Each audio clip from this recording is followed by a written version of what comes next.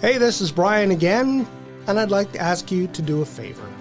We can't do this work without people like you, so if you can, please like, share, subscribe, tell your friends about Bring Back the Porch. Life just doesn't work that way sometimes, as lots of us know. Sometimes it throws you curveballs, it throws you bumps in the road, but you can either let it crush you and defeat you, you can put your head down and push through. This episode of Bring Back the Porch brought to you by Bernie Leahy, River Street Realty. Let's get you home. So when I first came on to Bring Back the Porch podcast, they said, Curtis, you can go ahead and do a podcast about whatever you like. So I thought about it, and I'm a pretty nerdy guy, and I thought to myself, hey, you know what? I could do something about movies, that kind of thing, entertainment news, and which is fine. I have a vast knowledge of nothing nobody deems important. But then I thought, well, I want to try to do something that might actually reach even a handful of people, help them out in any kind of way.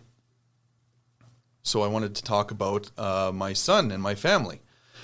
And the reason why I say my son is because he's deemed, quote, a special needs kid because of a learning disability that he has.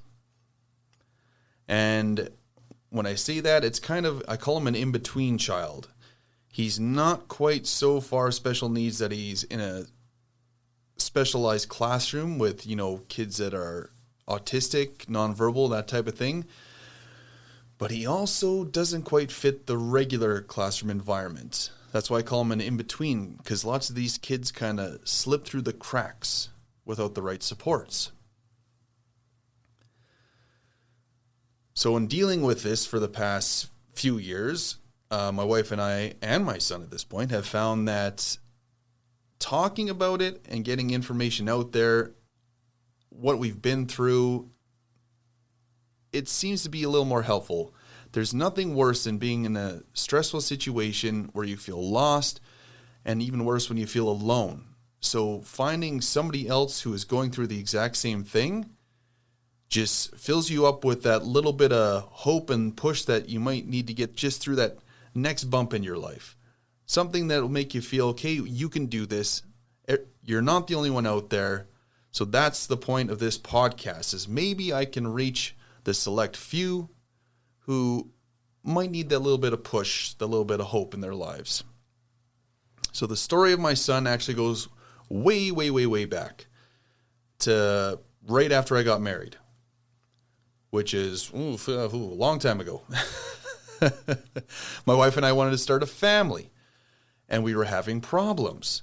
And the doctor said to even see a fertility doctor, a specialist, you have to be trying for at least a year with negative results.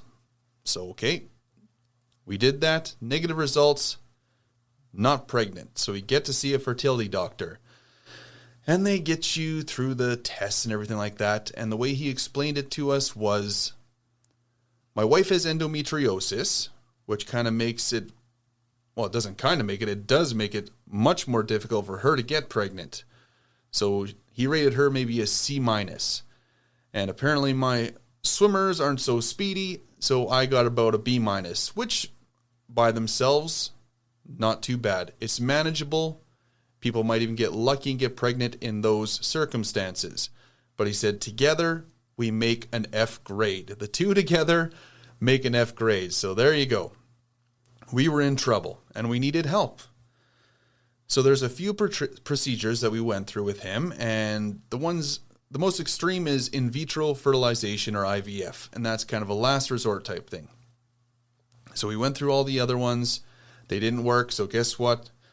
It's IVF time, which is a little daunting, a little scary, because at the time was no government help like there is today to pay for it, and there's a lot of meds for your wife, and there's the cost of flying to Vancouver, and you have to stay in Vancouver, and the price of the fertility clinic as well. But we did it. We wanted to have a family, so we're going to do this. And my poor wife has to go through these injections. They're hormone injections. They make her emotional, sad, extremely happy, all in the same day. It's a roller coaster of emotion for months for her just to build up the right hormones to get this procedure done. So the time comes when you fly to Vancouver. Like I said, you have to stay for a week. So when you go to the fertility clinic, they have to retract the eggs that she has been harvesting over the past few months. So they have to get as many of good quality eggs as they can. And I have my sample, and the next day you come in, they're like, oh, we got so many eggs, and we'll try to use those. So then you wait I think there's an incubation period of 4 days or something like that. That's why you have to stay a week. So we get the eggs. They go through this crazy procedure where they can show you fertilizing the egg right in front of you. They kind of pass along this camera in this petri dish. Very high security, so they know it's your samples the whole way through, which is very good to know. So we get the eggs fertilized in a week in Vancouver. You know what? Not so bad. I got to tell you, they got great places to eat. It was nice and warm outside. Wonderful to walk around in. But I will, side note, when you look at a map of Vancouver, something may seem walking distance, but take it from the guy who decided to wear flip-flops and walk to Granville Island for 4 hours. Not the greatest idea, but beautiful nonetheless. So we got to spend our time in beautiful Vancouver. And then on the second or third last day we were there, you get to go back to the fertility clinic for implantation. Okay, get that done. Then you got to wait. You got to stay off your feet for 24 hours. So we just hang out in the hotel room. And then they send you on your way, and you wait for a call, and you just hope for the best. That's all it is. It's just a huge gamble.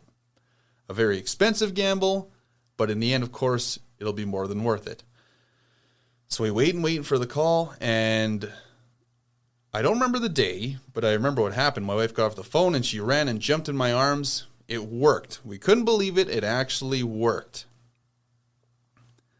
And we got a little extra attention because, it's a high-risk pregnancy situation, which was very nice. We got to see doctors all the time, which is great. And the doctors were wonderful and lovely. And the pregnancy goes full term. My daughter was born a few weeks early. And the day she was born was interesting nonetheless.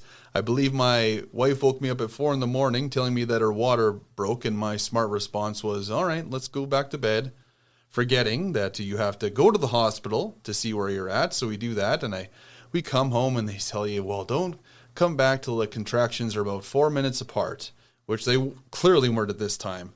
But let me tell you, around 6 or 7 at night, they were getting pretty close and fast and furious nonetheless. So it was time to go, and to this day, my wife still questions my judgment in driving because apparently I took the farthest way possible to get to the hospital, but we all know it's medicine hat. It wasn't that bad. But at the time, I believe she wanted to scratch my eyes out and punch me in the face.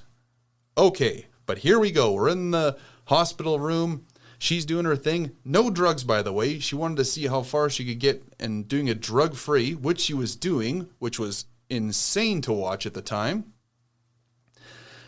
And the doctor comes in, and he's checking, or she's checking, sorry. It was a female doctor this time. And they tell you to push. They're like, okay, need a big push. And I'm watching the monitors, and it has my wife's heart rate, and it has my unborn daughter's heart rate. And every time my wife pushed, you could see the baby's heart rate drop about 20 to 30 beats. And he'd push again, and it'd drop another 20 to 30 beats. And the doctor says, okay, that's it. There's no more pushing. This is now an emergency C-section. So my poor wife went through all that pain of pushing just to get a C-section anyway, which could have been scheduled in advance. So good for her. She is one tough lady. So we're in the operating room, and I don't know if you've ever seen a C-section before, that it's I'm not going to say traumatizing, but it is eye-opening because she can't see what's going on. They have a sheet in front of her chest, and I'm kind of holding her hand and looking at her face while they're working on her, and I can see her head like getting shook around. I'm like, what the heck is going on down there? And I look over, and they are literally taking pieces of her inside out and putting it on her chest And the look on her face, or my face, sorry, made her question what's happening. And I said to her, because I'm an idiot, I say, I don't mean to alarm you, but some of your insides are now sitting on your outside. But she didn't care at that point. She just wanted a healthy baby, which we got. Our daughter was born. I remember looking at the clock at exactly 10:50 in the evening. She was healthy. A few years pass, and we think to ourselves, you know what? Is it time to try again? Are we ready to be parents for the second time around? And we were practically pros at this point. You know, how hard was it to raise a child till 2 years old? Answer is it's very difficult, people. But you get through it. So it's back to Vancouver, but this time you don't have to stay a week. That part's done. Is just kind of go there. You take your hormones before, and then it's back for implantation. So we go back to beautiful Vancouver again. We get implanted, bed rest for 24 hours, come home, get the results. It didn't work this time. Now at this point, I believe the expectation is, well, it worked the first time, why wouldn't it work the second time? And life just doesn't work that way sometimes, as lots of us know. Sometimes it throws you curveballs, it throws you bumps in the road, but you can either let it crush you and defeat you. You can put your head down and push through. And I'm not saying me and my wife were completely optimistic at this point. Of course, anything like that can just defeat you, especially my wife. She got pretty down about it because, as she told me at one point, that she wasn't sad like when she saw other people get pregnant. Well, she was sad when she could see other people getting pregnant. And of course, it was a bit of jealousy, like she said, but she almost also felt bad about herself, as she explains it, that it felt to her that as a woman, it was just something you're supposed to be able to do. You know, that's what women do. People get pregnant, no problem. It's easy, right? You don't use any type of protection, and it shouldn't take very long. It might take a few tries, but it's just something you're supposed to do. And she said she felt like a failure because she couldn't do what she was supposed to be able to do. And of course, me being the loving husband I am, ignored her. No, just kidding.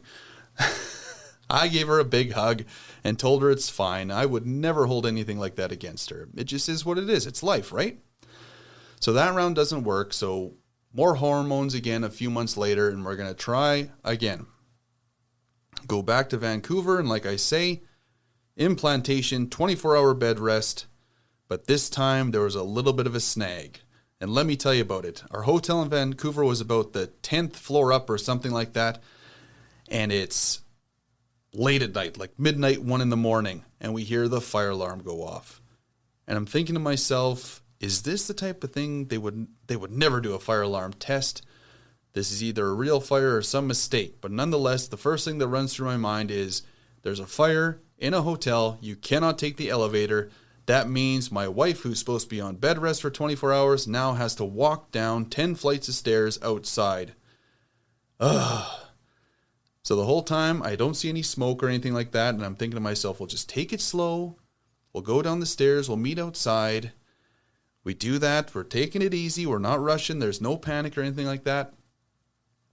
And we get the news from one of the firefighters there that there's a Christmas party or something going on, and some dummy set off like a fog machine when the hotel specifically said nothing like that because it could set off the fire alarms. But these jackasses decide to do it anyway. And at that point, I was absolutely fuming. I was so angry at the situation because in my head, I was thinking if some drunk jerk just ruined our chance and the cost of having this child, like the flight and everything like that, because he decided to go against the rules. If that person would have walked by me, I swear I would have clotheslined him or decked him right in the face. But I didn't. And for the weeks leading up to it, I thought the same thing. I was like, if I swear this happens, I'll sue. And we get the news for our second pregnancy, negative. It didn't work again. And I even phoned, I was very mad then. I even phoned the doctor. I said, would this situation have anything to do with it? And he assured me it didn't, so I can't blame the dummy with the fog machine, I guess. But nonetheless, it didn't work. We're sad at the time, and then we had to think, is this something we're willing to keep going? We have this beautiful baby daughter that we're very happy with, but maybe we're just not the people to have 2 kids. And after some soul searching, we agreed that, we're fine. 1 kid, we were lucky to get her. We were extremely lucky to get her in that situation because lots of people don't get that situation. So we're fine with 1 child. Okay. My sister-in-law gets pregnant. We said, take all our baby stuff. We're done.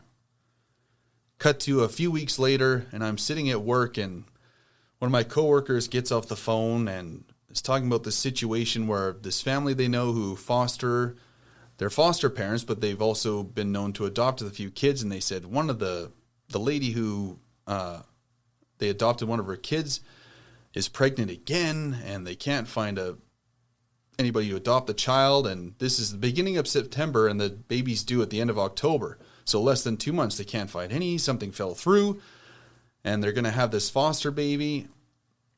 And I look at her and I say, interesting. And I text my wife, and this is another situation where it said, apparently this is a faux pas. You don't text this for some reason, because then I couldn't respond because where I worked at, we did live news, so I couldn't respond for at least an hour till I got home. And I text her, hey, I think I just signed us up for a private adoption. And that's where I'll leave it for the first episode. So if you want to hear more about our journey to our son, I'll have more next week. And don't forget, I know you've heard it a million times before, but please, please, I'm begging you to subscribe and like, especially subscribe. The more people who subscribe, the more we get to do things like this. So subscribe to Bring Back the Porch on anywhere you hear your podcasts, YouTube, Facebook, Instagram. We got it all. And I'll talk to you next time.